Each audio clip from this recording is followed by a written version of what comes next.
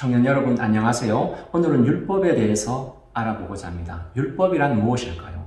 율법은 우리가 아는 보통의 법과 같은 것이라고 할 수 있습니다. 다른 점이 있다면 하나님이 주신 법이라는 것입니다. 그래서 율법에는 하나님이 무엇을 좋아하시고 싫어하시는지가 들어있습니다.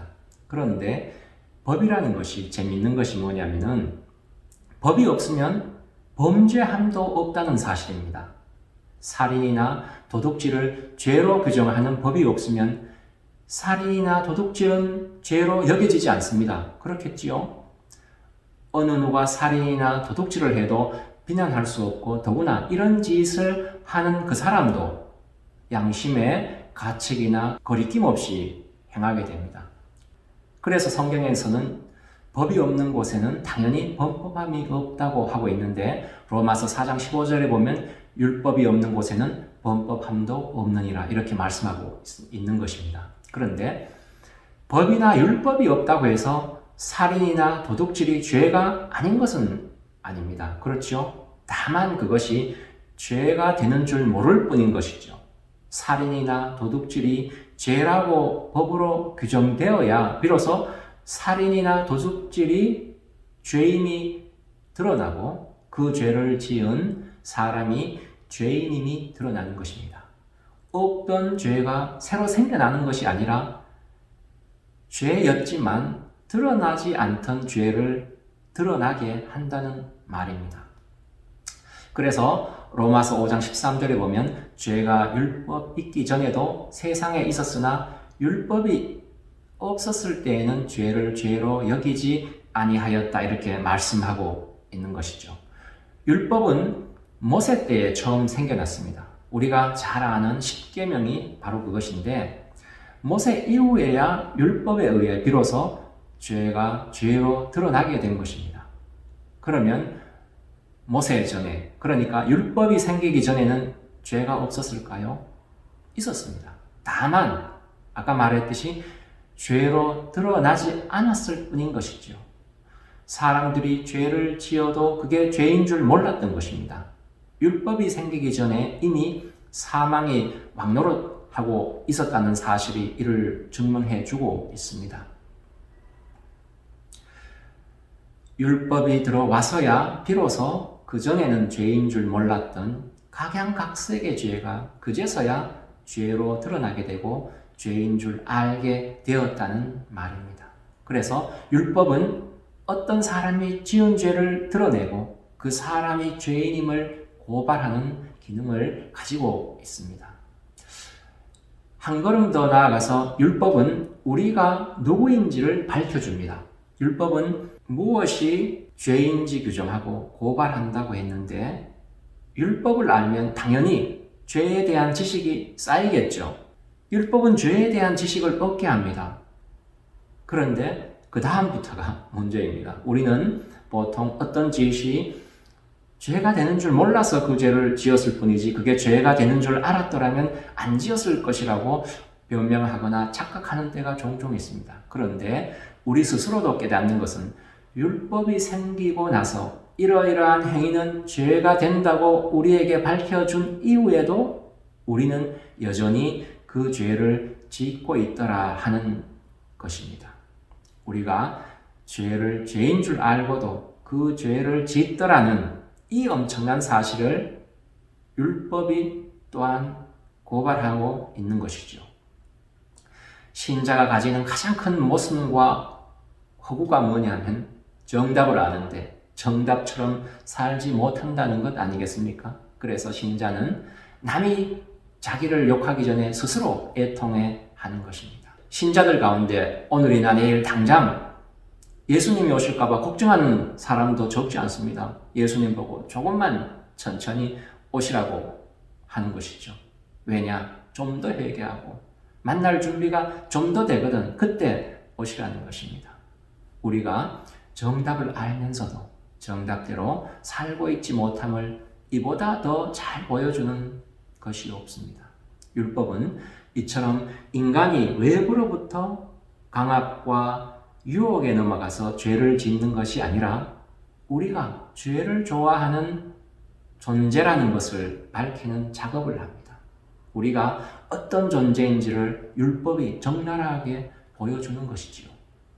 여기서 또 한 걸음 더 나아가 율법은 내가 죄를 좋아할 뿐만 아니라 죄가 나의 주인이더라는 이 사실을 또한 깨닫게 합니다.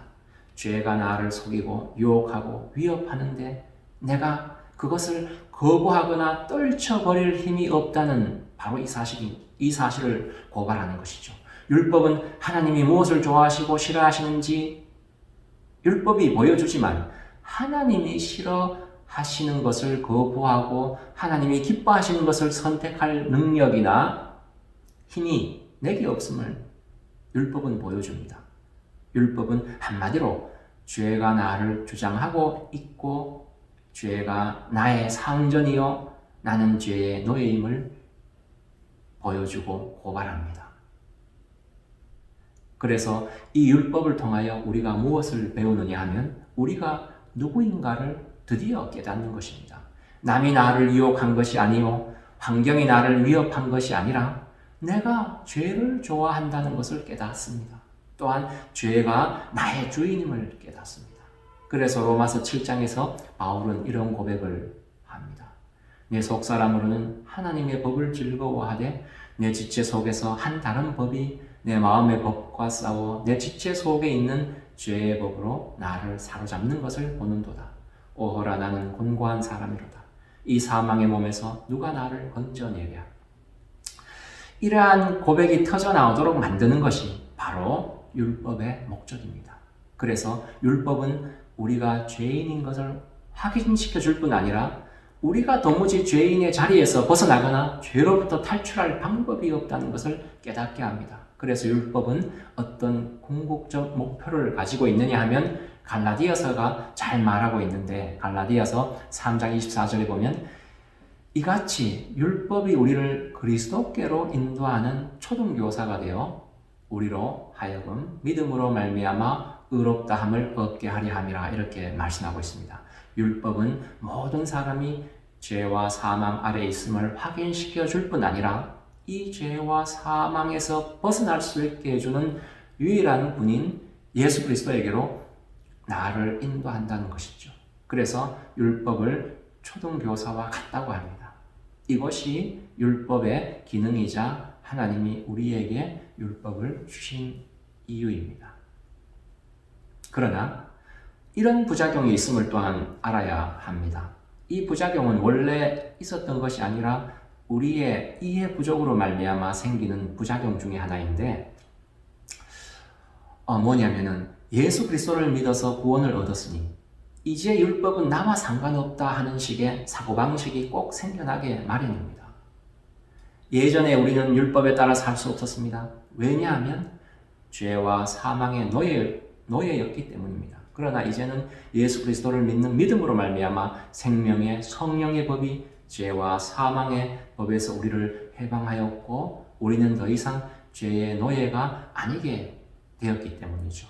거룩하고 신령하게 살 수 있게 되었고 그렇게 살도록 인도해주는 가장 중요한 안내서가 바로 율법입니다. 율법이 바로 하나님이 기뻐하시는 것이 무엇인지 하나님의 뜻이 무엇인지 알려주기에 율법은 신령한 것입니다. 예수님은 바로 그 신령한 율법의 핵심을 이렇게 요약했습니다. 하나님을 사랑하고 이웃을 내 몸과 같이 사랑하라 라고 말입니다. 율법을 통해 하나님이 무엇을 좋아하시는지 무엇을 싫어하시는지를 알게 되었기에 이제 우리에게는 선택권이 있습니다. 있을 뿐 아니라 행할 능력도 있는 것이지요. 우리가 구원을 얻지 못했을 때는 모든 일이 내가 중심이고 나의 유익이 중심이었지만 구원 얻은 이후에는 주님이 나의 삶의 중심이 되고 어떤 일을 할 때 주님이라면 이 일을 어떻게 하실까 하고 주님 시각을 선택할 수 있게 되었습니다. 구원 얻지 못할 때는 다른 사람을 용납하지 못했으나 구원 얻은 이후에는 남을 나보다 낫게 여길 뿐 아니라 이웃을 위해 정당한 나의 몫을 기꺼이 내려놓을 줄 아는 사랑의 자리를 선택할 수 있게 된 것이죠. 율법의 이러한 요구를 이제 우리는 우리 안에 계신 성령의 도우심을 통해 행할 수 있게 되었습니다. 이게 바로 구원 얻은 자의 신령하고 거룩한 삶인 것이죠.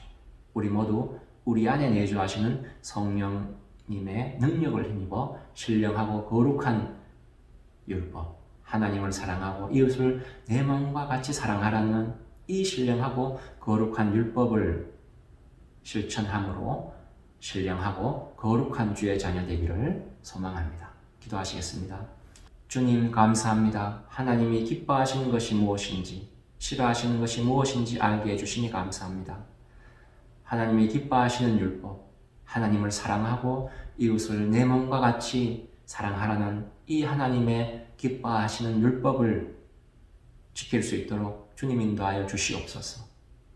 내 안에 계신 성령님을 힘입어 주님의 이 거룩하고 신령한 율법을 지킴으로 나의 삶이 신령하고 거룩해질 수 있도록 주님 인도하여 주시옵소서. 감사드리오며 우리 주 예수 그리스도의 이름으로 기도드리옵나이다.